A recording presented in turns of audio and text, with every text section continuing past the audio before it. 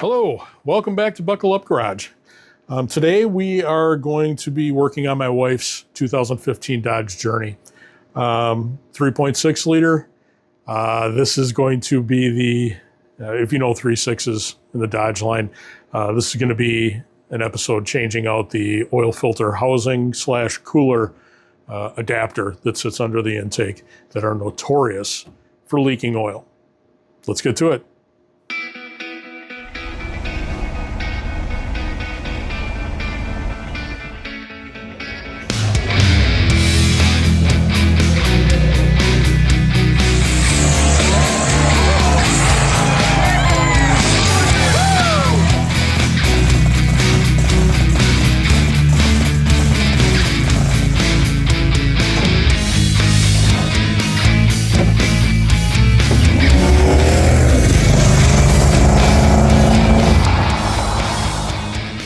If you know 3.6s at all in the Chrysler line, and they use this engine in just about everything they had, whether it's the Journeys, the minivans, the Durangos, the Jeep line.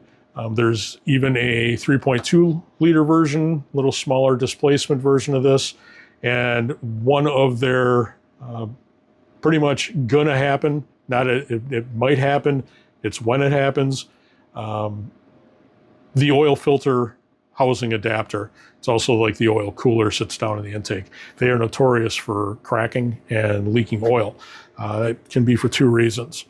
The original OEM housing was made out of composite plastic. And I know in my area where we get a lot of heat during the summer and we get a lot of cold during the winter, anything plastic tends to get brittle. And by the nature of its design, the cooler and adapter sits down in the valley, and then there's the where the oil filter cartridge sits that kind of shoots off of that, and there's a cap that's actually accessed right through here to spin that off and pull the filter out when you're doing oil changes. But because it sits about that far off the housing, when you're cranking on that, it tends to put a lot of leverage on that housing, and they crack and become a pretty significant oil leak. It is also known to leak from the multiple seals. There's some O-ring seals on different attachment points, and where it actually seals to the block of the engine. There's kind of those neoprene O-ring gasket combination things. We'll see that. They sometimes leak from there as well. I did notice a couple of weeks ago this is leaking pretty badly, and the wife's out of town this weekend doing her thing, so this is a good time to crack this thing open and take a look at it. So let's get to it. What I picked up is an aftermarket oil filter housing assembly. Like I said, there's a lot of these out there that you can find. Dorman is probably, quite honestly, the best one out there. I also, because the upper intake's got to come off, it is much easier to access the rear spark plug. So if you don't know if your plugs have been changed in the recent past, this is a good time to change them. You may want to put ignition coils on too. Like I said, the rear bank is, to get at those, you have to pull the upper intake off. You also have to pull the upper intake off to do this job. So I've got no reason to believe the coils are that bad. It's not that big a job to take the upper intake off. So I'm just going to be putting a fresh set of NGKs in this thing. That being said, this is the oil filter housing that I got. We'll quick take a look at this. Like I said, the original one, the OEM, this whole body here is plastic, composite plastic. And like I said earlier, this cap is where you access the filter, and they do sometimes tend to get kind of stuck. And in the inherent cranking on this to get it off, it puts a lot of leverage on the body, and it tends to crack the plastic down in here and cause leaks. As you can see, there are new seals here, here, and here. It also comes with the new oil pressure. I think it's the temperature sensor and the pressure sensor. Actually, I'm going to leave these on there just to make sure they don't get damaged until I'm to that point. You also get fresh set of bolts to hold this down, and then this is the packet of lower intake to block and upper intake or plenum to the lower intake. These are all going to have to be replaced. You can use them again if you want, not advised. And I don't know that there's a kit out there that doesn't come with these. So let's get to taking this thing apart. Okay, the first thing you need to do, and I guess first thing we'll show you is, you can see where all the oil is running down off the trans, and quite a bit of oil on the ground here underneath the vehicle. I apologize for the light, but we'll do the best we can. First thing, you need to pull the splash pan off that is running the length or the side to side on the vehicle to gain access to the petcock for the coolant, to drain the coolant. And at some point you're going to need to get underneath here and drain the engine oil, because we're going to be doing an oil change as well. So I will spare you the gory details. This essentially is held in place with the, the old push pin style retainers. The little center things pull out, and then the main body of it comes out as well. But this runs from right to left, as I said, and we'll get that out of the way and get the coolant drained. To gain access to the drain petcock on the radiator, you have to remove the lower valance that runs from side to side, just behind the lower bumper cover lip. It is attached with a whole bunch of these, which I'm sure you're all familiar with on the modern cars. They use them in all kinds of things, and it's an ingenious design until they get wet and they freeze and they don't want to release. When that's the case, you want to make sure you've got one of these pliers and also one of these pin pry bars. In probably about a half a dozen of them or better, those didn't even do the job. So then forcible persuasion is the only way to go. And then you want to make sure you've got one of these. This I got from Harbor Freight. I'm sure you can find them in all kinds of places. They've got a whole bunch of brand new one of these things. This is the particular one that I had to use. This is like $14 on sale today. Absolute lifesaver. Get yourself one. All right, I've got the antifreeze drained. I've got the oil drained. I've got all the sloppy work done underneath that had to be done. All the frozen clips that I kind of talked about. And I've got the vehicle down off the jack stand, so now I can get to the bulk of the job here under the hood. Let's get to it. Okay, we have to start getting all the connectors loose here at the throttle body, here at the, I believe this is the air intake. We're gonna have to get the air cleaner box out of the way, get that all unclamped. These are all pretty basic. Just got to kind of squeeze, release the locks. Sometimes a pick works really good. Let me grab one of those.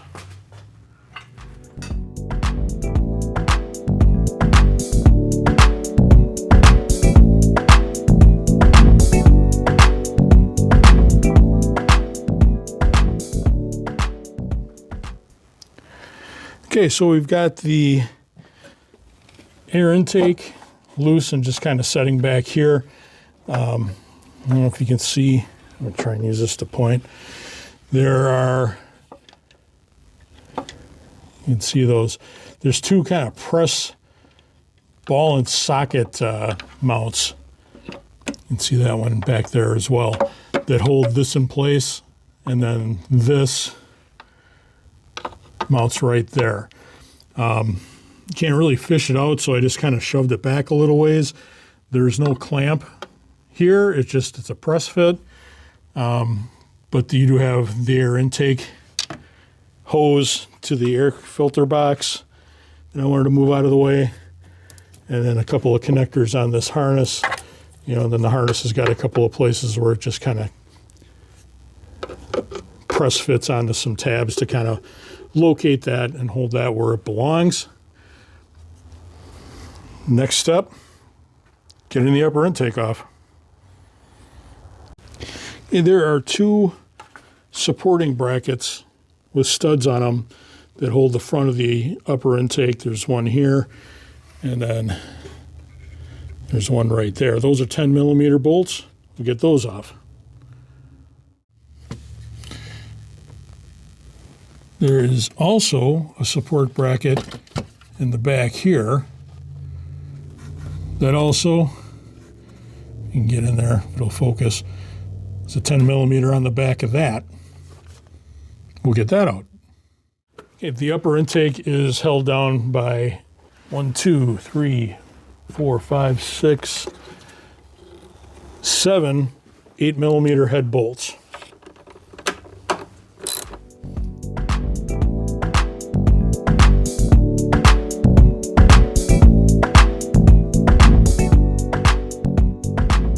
Okay, and at the base of these brackets, because you've got a support at the back and the support studs at the front, we need to loosen these two brackets here. You can see that one back there and this. So these kind of fall forward a little bit. They're a little difficult to get at, but you can see they've got a 10 millimeter, I don't know if you can see it or not, right there. 10 millimeter nut. And this one's also 10. You can't see it. But there's a couple of harnesses that are kind of secured to it. Pop those out of the way and then get those brackets loose. And you should be able to get the intake off once you've also got that one at the back released.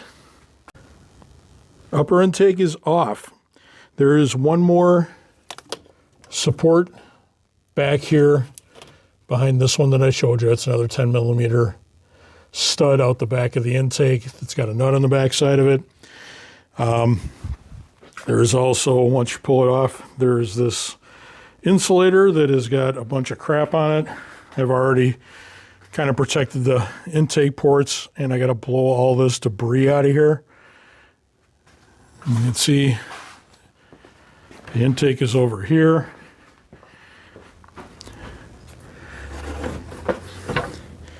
On the back here, this is that other support stud, the two in the back by the throttle body, and then there's this one and this one that have those support brackets at the front of the motor, and then you've got the hold down bolts actually holding the plenum down to the lower intake. So I'm going to quick blow all the crap out of there and keep going. All right, next thing we need to do, because like I think I said earlier, I'm going to put new plugs in it. So I've got to pull the ignition coils, which means disconnecting all the coils, front and back, and also going to have to disconnect the fuel injectors so I can pull the intake, the lower portion of the intake off. So let's get those released. All right, we have got the fuel injector and ignition coil harnesses kind of pulled out and tucked out of the way. We've got to disconnect the fuel supply here and unbolt the lower intake and keep moving on. Okay, the lower intake bolts to the block are a Torx bit. It's a T20. We'll get these out of here.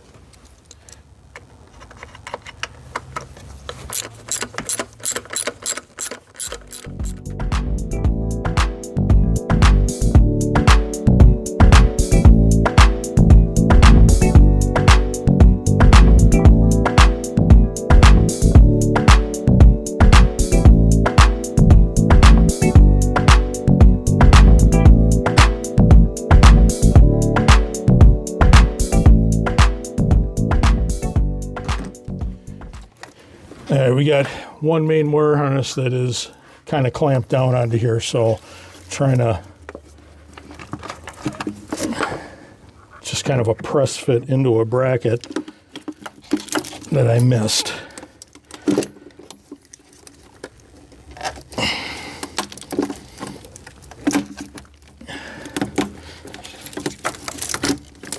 There we go.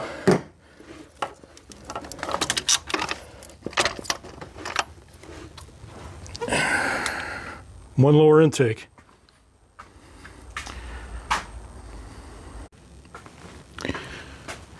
All right, so the lower intake is out, and now we can finally see the oil filter housing. This is the cooler portion of it. This is where the filter sits. Kind of difficult to see down in there. Let me grab one of these lights. Maybe I can get you a little better view of this.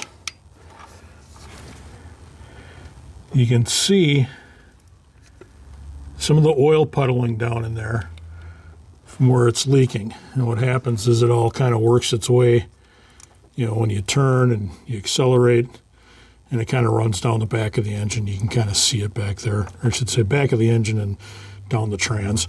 So I got to kind of clean up these surfaces, get as much of the gook out of here as I can.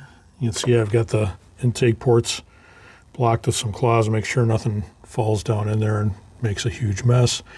Those are the two, it's the oil pressure sensor and I believe the oil temperature sensor. There are new ones on the housing. Just about every housing you buy is going to come with those new sensors. So I'm going to get this cleaned up, keep rolling. Okay, get the surfaces cleaned up. Reach down in here to unhook the sensors. This one's really easy to get at. This one, not so much. I'm guessing once I have the housing unbolted and I can lift it up a little bit, I should have an easier time getting at that connector down there. Hopefully, anyway. And it looks like the bolts that secure it down, now easily you can see that they're kind of like a star head. They're not typical, and it looks like a 1/4 inch socket is fitting on them. So I'm going to use that to crack those loose. Just like everything else, you know, don't yank and be a big gorilla trying to get this stuff out. Just, you know, get something that fits on there and give it a nice kind of a squeeze turn to crack it loose. Last thing you want to do is break a bolt off inside here.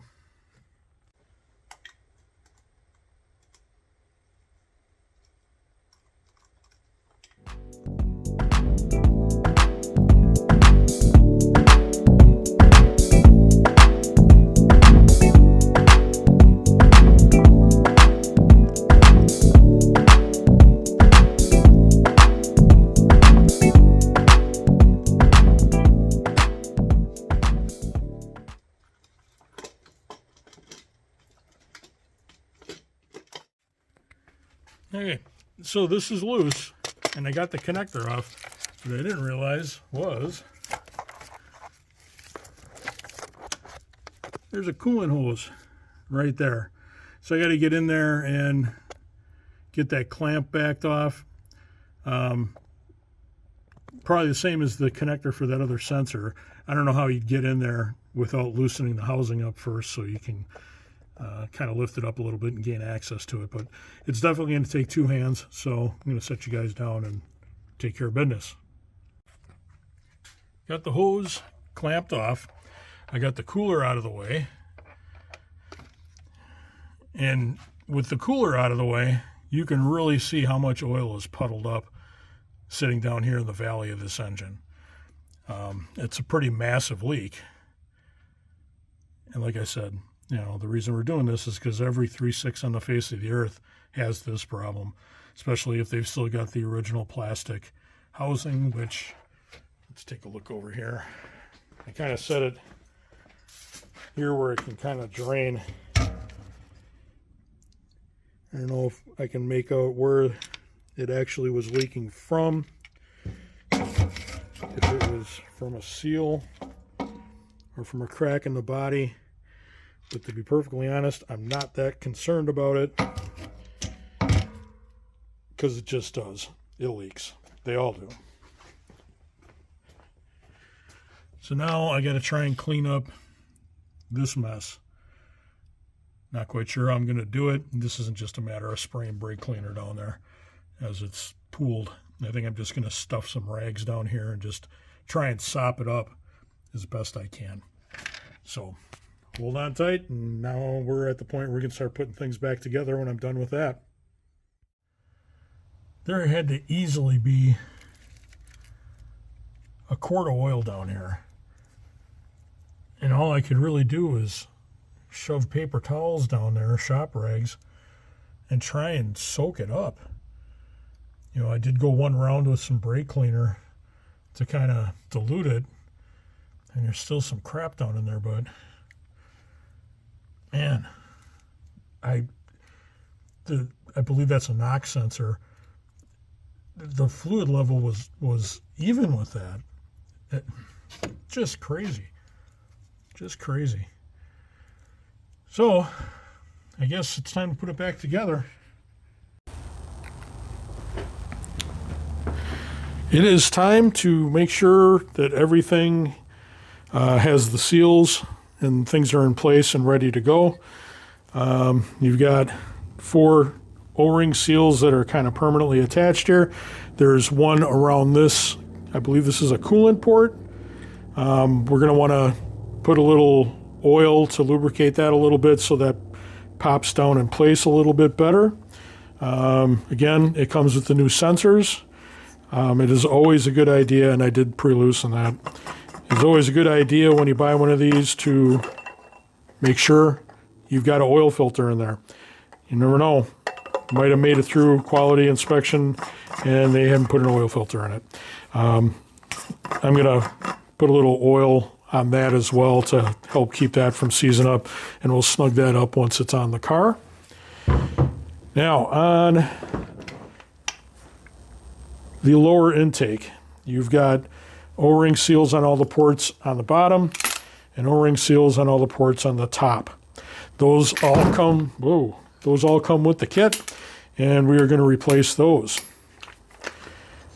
Kind of be careful handling this because the tips of your fuel injectors are right there. You don't want to mash those or anything like that.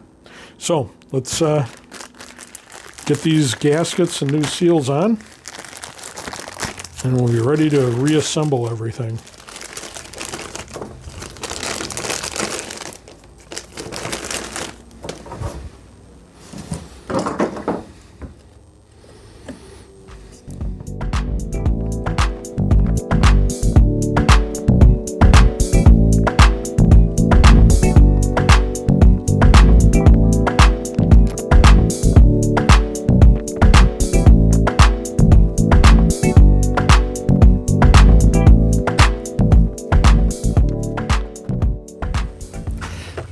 Let's get this thing back in place.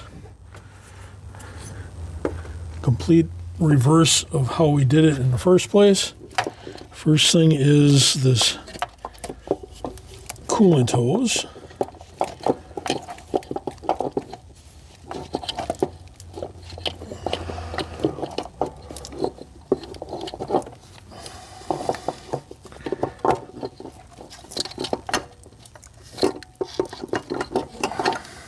Of course, it doesn't want to play nice.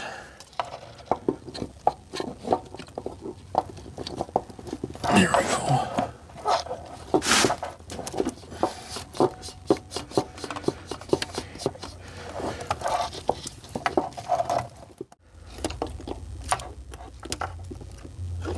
Be real sure about what you're doing and that everything is secure, because it's a hell of a lot of work to get back in here again.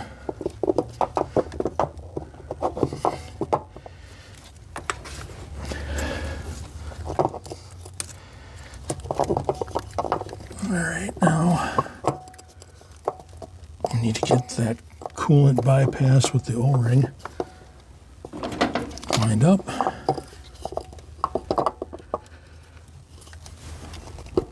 Oh yeah.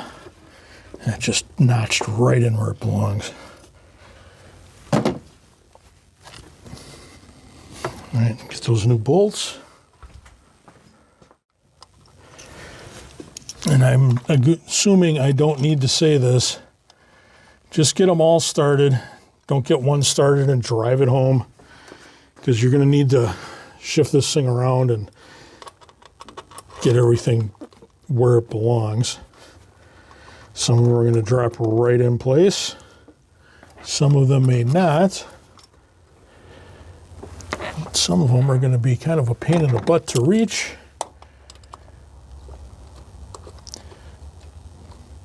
But get them all started before you drive them home. It'll save you a whole lot of headache and frustration.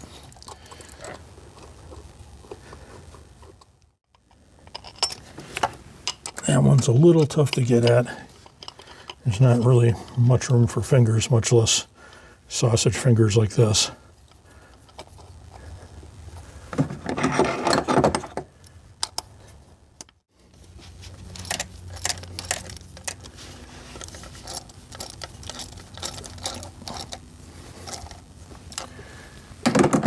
All right. I'm going to quick look up what the torque spec is on those and make sure it's right. It's a bad design to begin with, and I don't think I want to add to the problem by over-torquing or under-torquing things.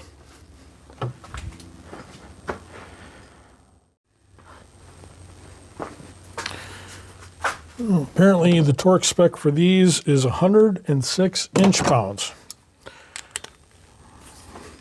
So let's get this set and make sure it's right.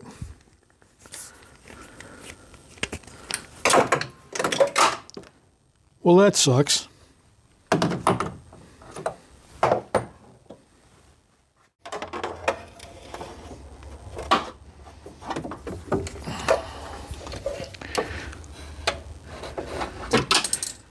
Well, at least it fell all the way through.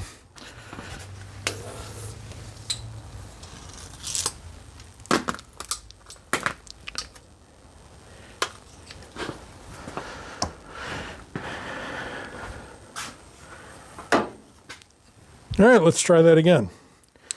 The torque spec for the oil filter housing in the block is 106 inch-pounds. Let's get that set up.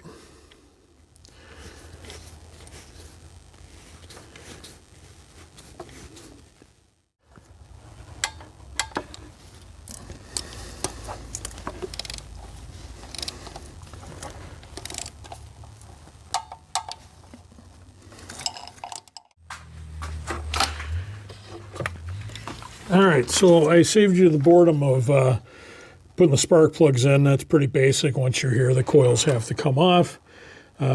Spark plugs go in. Pretty basic. So we're going to get the lower intake on, double check, make sure the gaskets are all still seated where they belong. Everything looks good. We're going to drop her in here.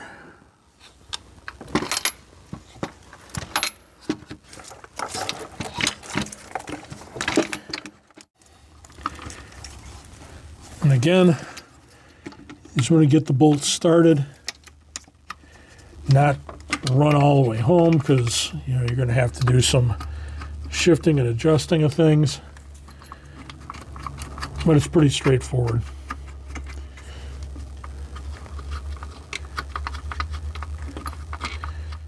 So they're all started. I'm gonna, well, it can still be shifted around a little bit. I'm gonna get the coils plugged back in, the injectors plugged back in, get all those harnesses secured.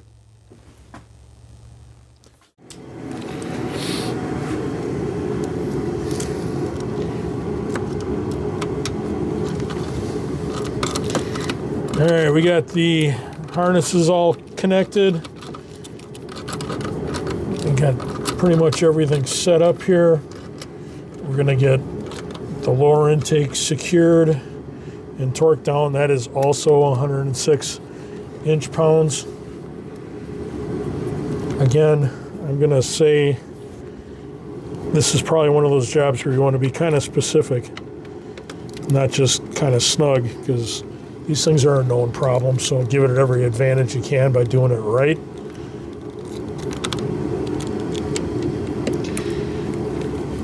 And hopefully, you won't have to come back here and do it again. I don't know, another 106,000 miles on it, I think this thing has.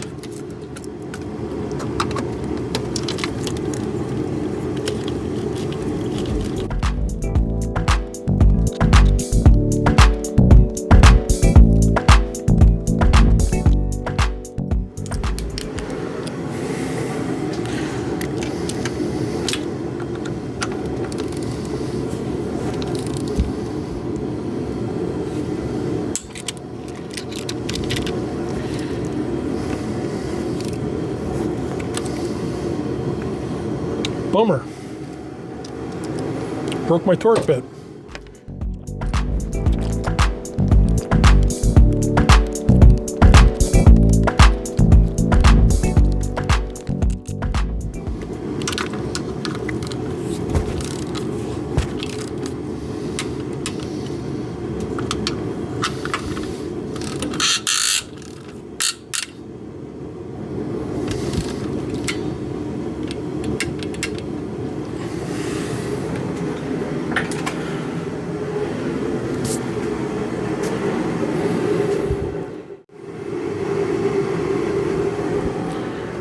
All right, we are ready to get the upper intake on and all the wiring and clips and chaos and things that's going to involve.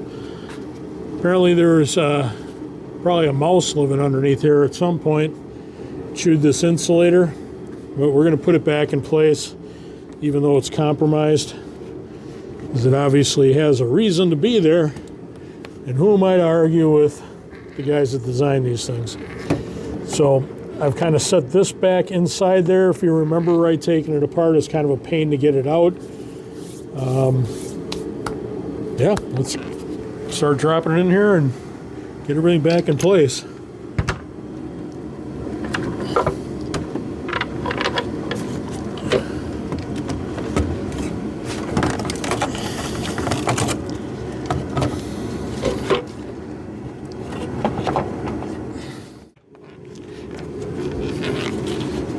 There we go. So to kind of jiggle and wiggle all the brackets and stuff. Got the two back here. We got the two up here that are loose. We're lined up. All right. Let's run these home.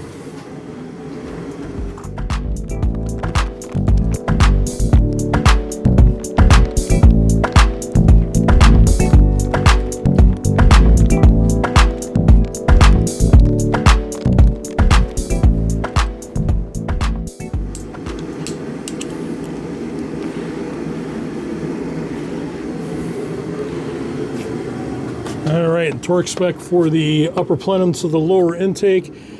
That's plastic to plastic. That's 86 inch-pounds from what I'm seeing online.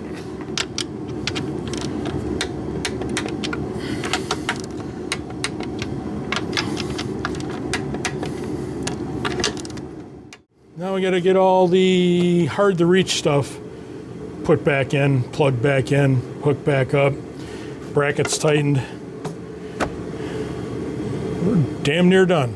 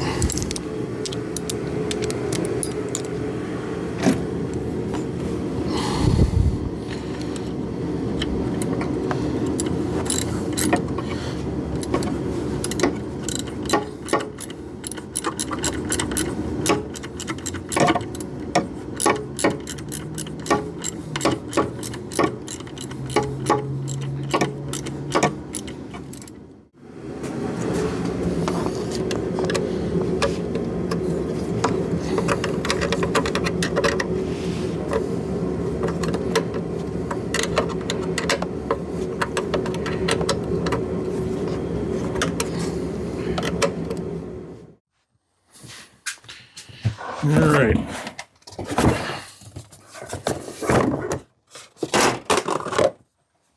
Well, that's not important.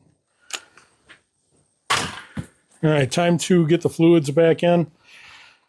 Fire this thing up and see how I did.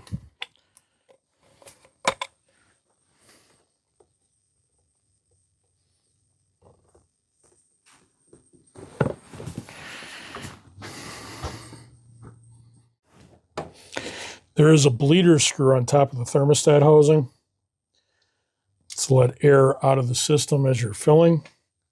Fill slowly. I'm sure I'm going to make a mess. I always do.